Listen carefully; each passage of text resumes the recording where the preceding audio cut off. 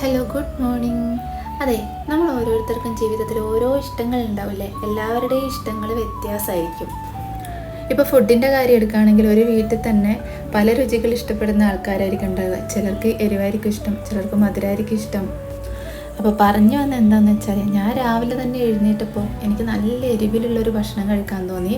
അപ്പോൾ ബ്രേക്ക്ഫാസ്റ്റിന് ഞാൻ രാവിലെ അടയാണ് ഉണ്ടാക്കാൻ വിചാരിച്ചിട്ടുണ്ടായിരുന്നത്. മോൾക്ക് അടയാണ് ഇഷ്ടം. അപ്പോൾ മോൾക്ക് അട ഉണ്ടാക്കി കൊടുത്തു. അപ്പോൾ എനിക്ക് എന്തായാലും എരിവുള്ള സാധനം വേണം. അപ്പോൾ ഞാൻ കുഴക്കട്ടയാണ് ഉണ്ടാക്കാൻ വിചാരിച്ചത്.